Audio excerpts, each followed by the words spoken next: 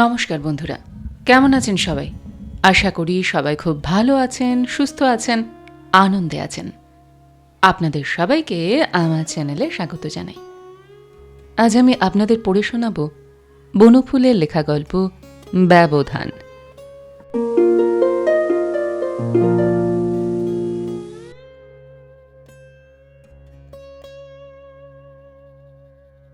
দশ বছরের টুটুল এসে মাকে বললে, মা, বাইরের ঘরে কে এক দাড়িওয়ালা বুড়ো এসে বসে আছে, বলছে বাবার সঙ্গে দেখা করবে।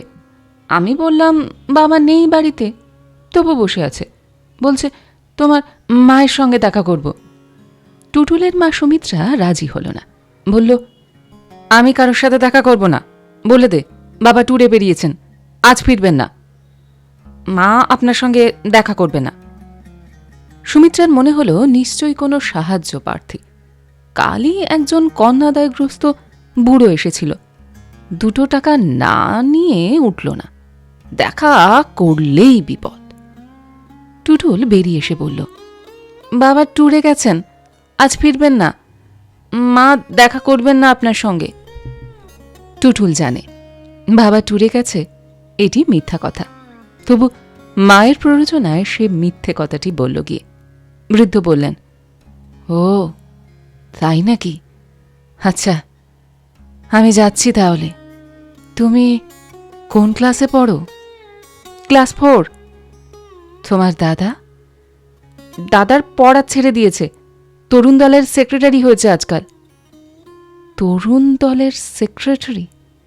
তরুণ দলে কি হয়? ক্রিকেট খেলা হয়, মাঝে মাঝে গান বাজনার জলসা হয়, থিয়েটার হয় পুজোর সময়। চমৎকার থিয়েটার করে দাদারা। গতবারে আলিবাবাতে দাদা আবদাল্লা সেজেছিল, কি দারুণ জমিয়েছিল যে। তাই নাকি? তোমার দিদি কি করে? দিদিকে আপনি চেনেন নাকি? ঠিক চিনি না, তবে তোমার যে দিদি আছে তা জানি, তাই জিজ্ঞাসা করছি।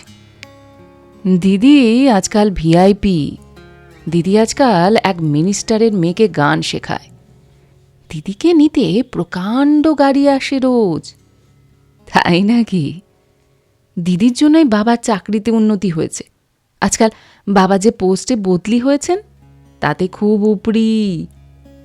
টুটুল শোনো। ভেতর থেকে সুমিত্রার কঠিন কণ্ঠস্বর শোনা গেল। টুটুল ভিতরে যেতে ধমক দিয়ে তাকে বললেন, কি সব বকবক করছিস বাইরের লোকের কাছে? বাক্য বাকিস কোথাকার। ওপর থেকে তোর দাদাকে ডেকে দে। টুটুল দাদাকে ডাকতে 3 তলায় চলে গেল। প্রায় সঙ্গে সঙ্গে প্রকাণ্ড একটা মোটর এসে দাঁড়ালো বাড়ির সামনে। তার থেকে নামলো একটা চটুলা তন্নি। মাথার পিছনের দিকে লম্বা বেনি তুলছে, পরনে পিঠ কাটা ঘাড় কাটা ব্লাউজ, কাপড় এমন টাইট করে পরা সর্বাঙ্গ দেখা যাচ্ছে, চোখে কাজল। গুনগুন করে গান গাইতে গাইতে ঘরে এসে ঢুকল। বৃদ্ধের দিকে এক নজর চেয়ে দেখল, কিন্তু তার পরিচয় নেওয়ার প্রয়োজন বোধ করল না। হাতে চাবি বাঁধা রঙিন রুমালটা ঘোরাতে ঘোরাতে ভেতরের দিকে ঢুকল। তার হাবদার মাখা উচ্চ কণ্ঠস্বর বৃদ্ধ বাইরে থেকে শুনতে পেলেন। ও মা, তুমি কোথায়? আমাকে এক্ষুনি গভর্নরের বাড়িতে যেতে হবে পার্টিতে, সেখানে রবীন্দ্রসঙ্গীত গাইতে হবে আমাকে। আমি শাড়িটা বদলাতে এলাম, এটা ক্রাস্ট হয়ে গেছে। বৃদ্ধ জানলা দিয়ে দেখলেন একটা খালি গ্যারেজ রয়েছে, নিশ্চয় মোটরও আছে এদের। মনে হলো, কিন্তু চিন্তাধারা বিঘ্নিত হলো তার। ঘরে প্রবেশ করল কালো চোং প্যান্ট পরা একটি ছোকরা। গায়ে একটা হাফ শার্ট রয়েছে, মনে হলো জামাটা রোয়াওলা তোয়াল থেকে তৈরি। মাথায় লম্বা চুল, গালে চওড়া জুলফি, গোঁফ আর দাড়ির সমন্বয়, মুখের চারিদিকে থুতনি পর্যন্ত চুলের একটা আবেষ্টনী, পায়ে চপ্পল, চোখে গগলস। আপনি কাকে চান? আমি সুরতবাবুর সঙ্গে দেখা করতে এসেছি। বাবা এখন বাড়ি নেই। আমি যদি অপেক্ষা করি? না, আপনি এখন কেটে পড়ুন। ও আচ্ছা। উঠে পড়লেন ভদ্রলোক এবং সঙ্গে সঙ্গে বেরিয়ে গেলেন। ঘণ্টা তিনেক পর এলেন আবার ভদ্রলোক। দেখলেন কপাট বন্ধ। ইলেকট্রিক বেলের সুইচটা টিপলেন। টুটুল আবার বেরিয়ে এলো।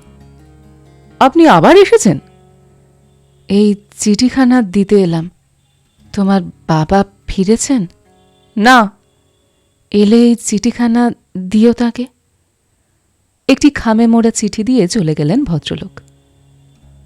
ঈষৎ মত্ত অবস্থায় রাত্রি 10টা নাগাদ ফিরলেন সুরতবাবু। স্বামীকে মত্ত অবস্থা দেখে কিছু বললেন না সুমিত্রা। প্রথম প্রথম বলতেন, এখন আর বলেন না। মদ খাওয়াটা চা খাওয়ার মতোই এখন দৈনন্দিন জীবনের অঙ্গ। এই সত্যটা মেনে নিয়েছেন তিনি।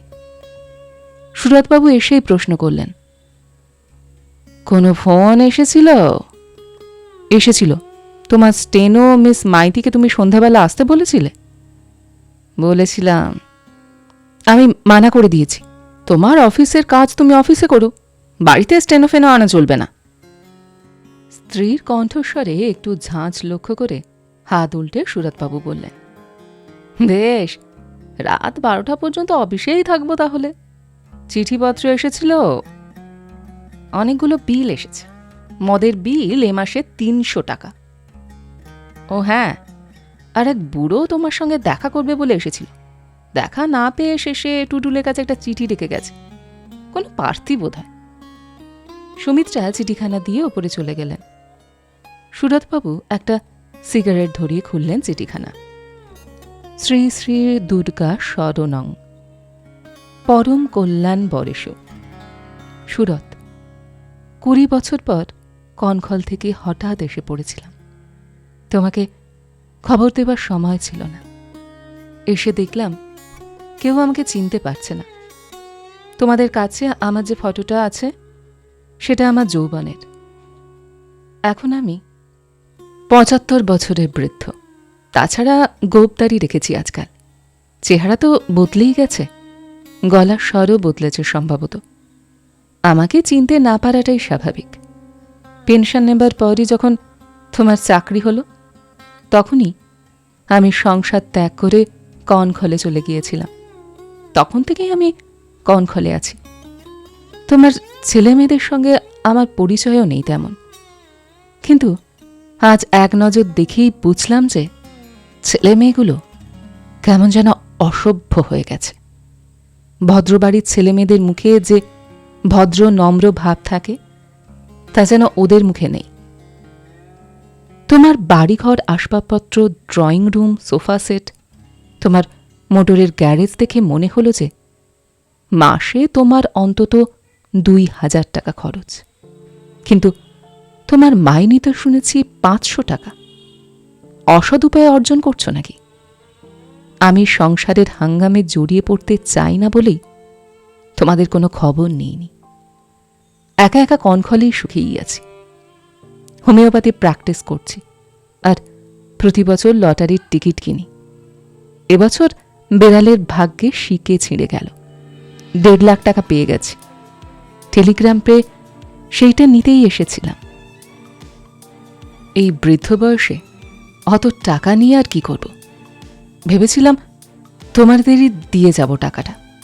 কিন্তু তোমাদের হাব ভাব চাল চলন একটুও ভালো লাগলো না।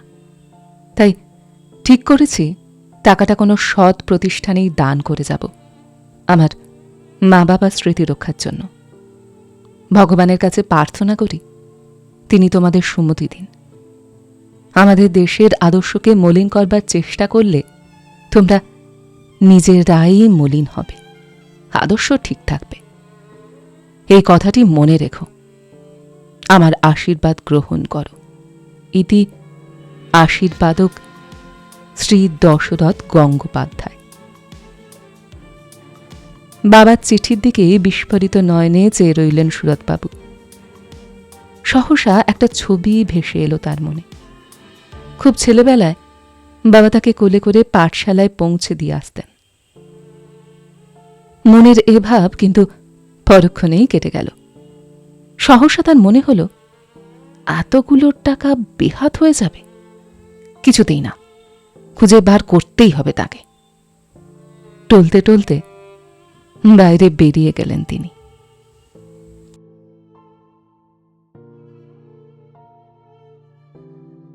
গল্পটি এইখানে সমাপ্ত হল। আপনারা এতক্ষণ শুনছিলেন বনফুলের লেখা গল্প ব্যবধান। গল্পটি আপনাদের কেমন লাগলো বা আমার গল্পপাঠ আপনাদের কেমন লাগলো কমেন্ট সেকশনে অবশ্যই লিখে জানান। যদি আমার গল্পপাঠ আপনাদের ভালো লেগে থাকে তাহলে আশা করব লাইক শেয়ার অবশ্যই করবেন। আর এই ধরনের সুন্দর সুন্দর কাহিনী আরও শুনবার জন্য আমার চ্যানেলটিকে সাবস্ক্রাইব করতে ভুলবেন না কিন্তু। তবে আজ এই পর্যন্ত। আমি খুব তাড়াতাড়ি আবারও অন্য কোনো কাহিনী নিয়ে আপনাদের কাছে চলে আসছি। সবাই খুব ভালো থাকবেন, সুস্থ থাকবেন, আনন্দে থাকবেন। নমস্কার।